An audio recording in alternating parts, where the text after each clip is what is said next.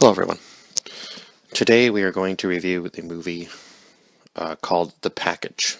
Now, this movie is from 2018, but I believe it was just put onto Netflix recently, or at least I just saw it on Netflix recently because I do a lot of scrolling through Netflix, but I think I'm going to stop that for a while just because I have a huge list to go through with Netflix, so I'm just kind of like really grinding my Netflix list right now just to kind of dial it down a little bit so that I can,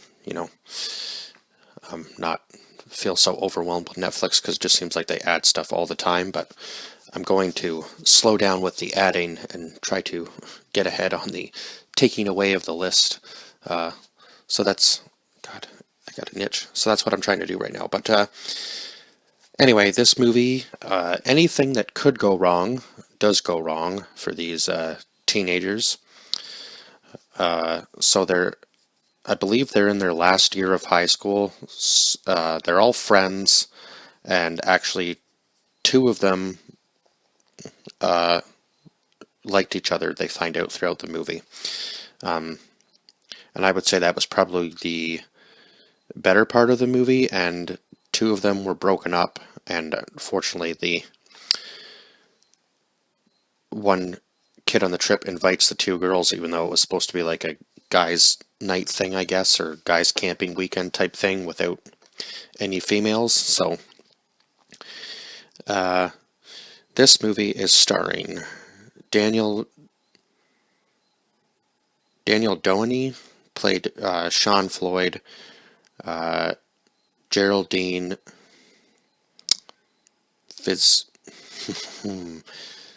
Viswanathan played Becky Abler. Sadie Calvino played Sarah, and Luke Spencer Roberts played Donnie. And I guess that's pretty much the main cast, and Alexander Calvert played Chad, Becky's ex-boyfriend, who she still likes for some reason, even though I guess he cheated on her, so that's kind of where we're at in the beginning of the story.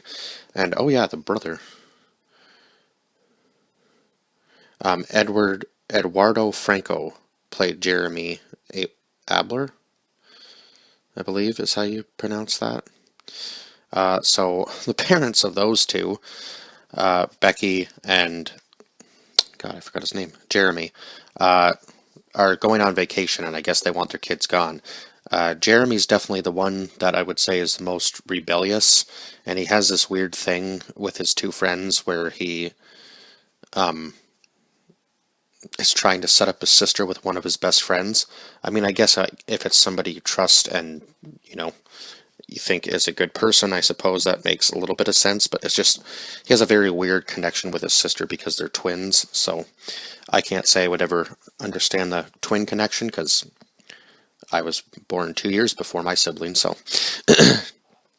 But yeah, it just seems like a very weird way for him to go about it throughout this movie, just because everybody's like, that's gross, that's your sister, why are you trying to get me to sleep with your sister? It's just a very odd way of going about it. But I guess they're teenagers, so I guess the sense of humor was a little bit different in this movie, for sure. And I will say, this idea has kind of been done before with the whole, four people hanging out.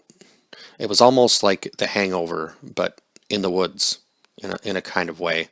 And so, Jeremy has this switchblade that he doesn't technically know how to use very well. He just kind of thinks it looks cool. And you just know right from the beginning something probably bad is going to happen when they're on this camping trip. Just from the trailer, you're not really sure what it is, but you know something bad happens because it looks like one of them ends up really badly hurt. And let me tell you, that's exactly what happens. So after Jeremy tells Sean and Donnie that the two girls are going to be coming on the trip, one of them being his sister, and one of them being Donnie's ex, Sarah. You can kind of tell that they still have a thing for one another, even though they don't want to admit it. They still kind of like tease one another and fight with one another in a like a joking manner. And Donnie does say to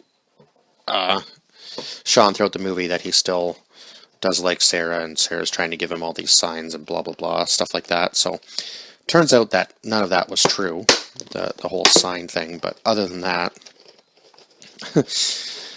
these kids are just absolutely crazy. So they, first of all, Jeremy has a fake ID which he uses to buy booze. So they all get drunk, and then when Jeremy goes off to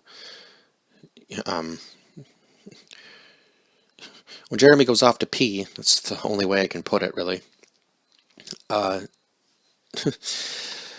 Sean and Donnie decided they should scare him. Meanwhile, he's got the switchblade in his hand, and he's like swinging it out in front of him.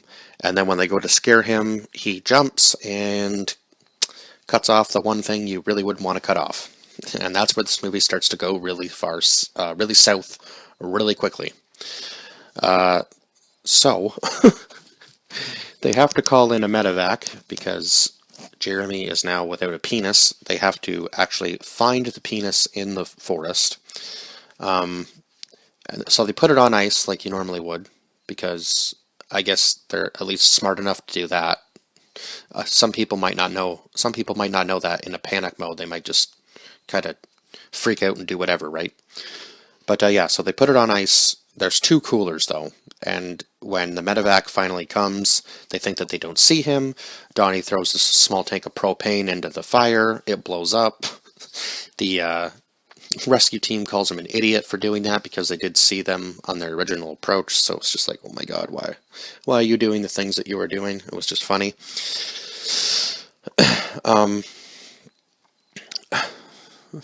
So they give him the wrong cooler. So the entire movie, Jeremy's in this hospital, and they don't even think about it. And I didn't even really think about it, that he would have given them a fake name when he was entering the hospital. It just seems kind of funny that they put him under Jack Jessup, which was the name on the fake ID. So they're looking for Jeremy in the hospital. The first hospital they go to was the wrong one. So by the way, they have to hike down through the woods, like about a good 7 hours, and the nurse tells them that they have about 12 hours to reattach it. And my god, this movie just gets really wild really quickly. So they start hiking down the mountain. They find this radio tower. It's abandoned. Then this snake gets a hold of Jeremy's penis. I don't really know what other way to put this. So they think they have to suck the venom out. And if you know anything about snake bite venom, you can't suck the venom out of a snake bite. Otherwise, you would end up probably poisoning yourself as well, for one. And that's just not the way it works. Once it's in the bloodstream, it's just in the bloodstream. But so they get Sean to try to suck the venom out of the penis. Oh my god, it's just so ridiculous, this movie.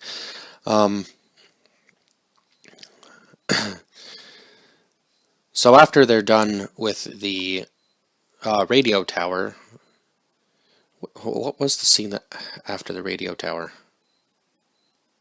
I think they end up having to steal the boat. I think that was the next scene. There was a lot of stuff that happened. I'm trying to remember what was in between the radio tower and the boat, but I think that was it, because I think they see the boat from the radio. Oh no, right, they find the drone. That was it. They find the drone, and then they all have to jump into the water. They jump into the water. That's when they find the boat, right? Now I'm putting the pieces together again. And oh my god, the kid in the boat scene where they're stealing his dad's boat. This kid was just absolutely like just a savage. I don't know what other way to put it. The stuff he was asking the two girls was just, for his age, in the movie was just like, wow, what the hell?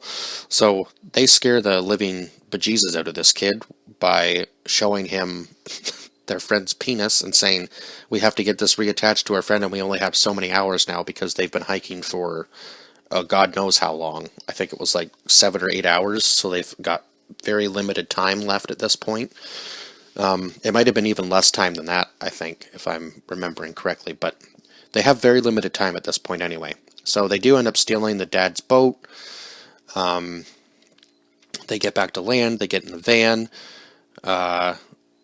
Then they have to stop off at the corner store where Jeremy had originally bought booze. This guy like literally just clings it, like shines the penis up for them. It was a really weird scene. A lot of this was just kind of like over dramatic, I would say, like the worst possible scenario just followed up by like the worst possible scenarios you could possibly have. So when this guy shoots arrows at them because he realizes that Jeremy wasn't actually Jack Jessup, and he thought that he was doing this like Marine or soldier a service by clinging the penis for him. So, and I guess he'd seen that injury before, so it was kind of funny. So yeah, they get arrows in their car. Donnie gets hit by an arrow. By this point, you can definitely tell there's something between Sarah and Donnie again. They've kind of rekindled their, I guess, relationship with one another. And there's definitely something between Sean and Becky, that's for sure. And the whole entire time, Jeremy's just clinging on to the hope that his friends make it with his genitals. Because if they don't, it's not looking too good, judging by what the nurse is saying to him the entire time. They're telling them that he can do like a skin graft and take skin from another area and make it, and if not, after the 12 hours, they have to just close the hole. So the first hospital they go to was the right one, but because they were looking for Jeremy, they ended up going to a second hospital, and Jeremy's penis gets attached to the wrong person, which I guess lucky for them had a crazy girlfriend who snipped it off once, so she comes back to the hospital and does it again.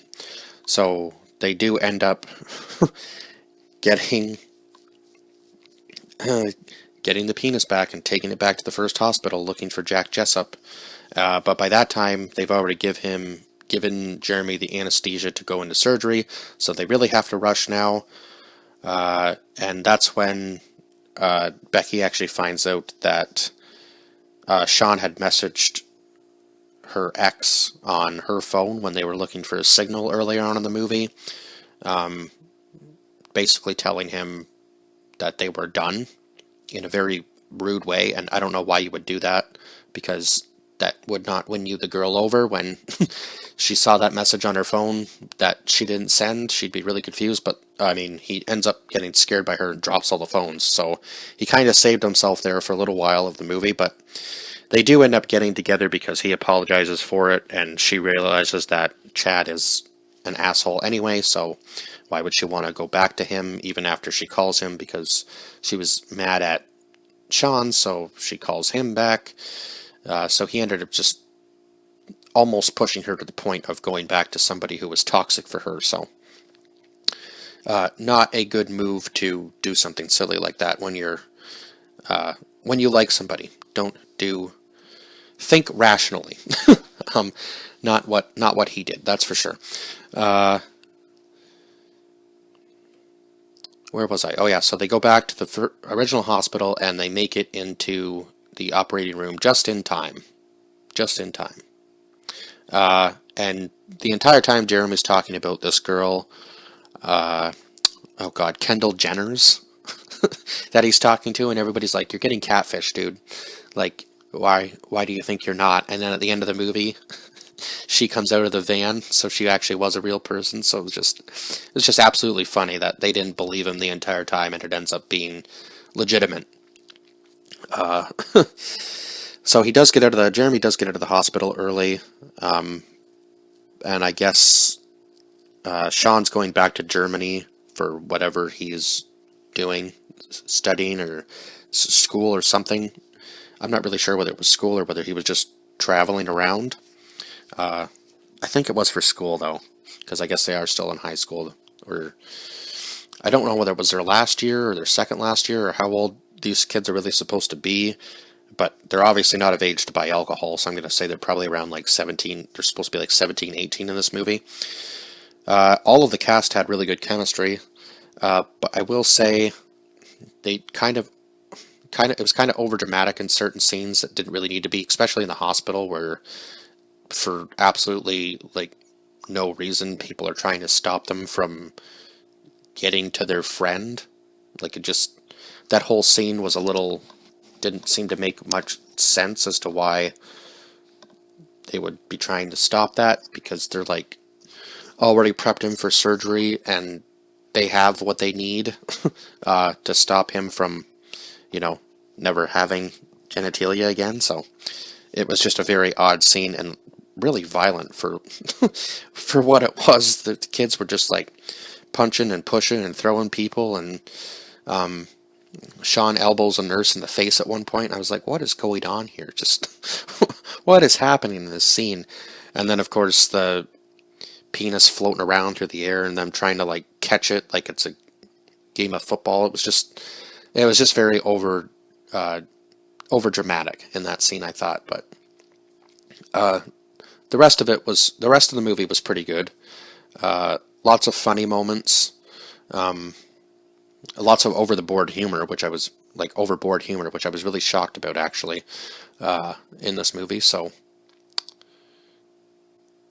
I guess I shouldn't be shocked though, because I mean, I suppose we're trying to keep comedy alive, and it definitely, the sense of humors have changed over the years. So, but yeah, some of these jokes I was actually kind of shocked that they still had in a film from 2018. But hey,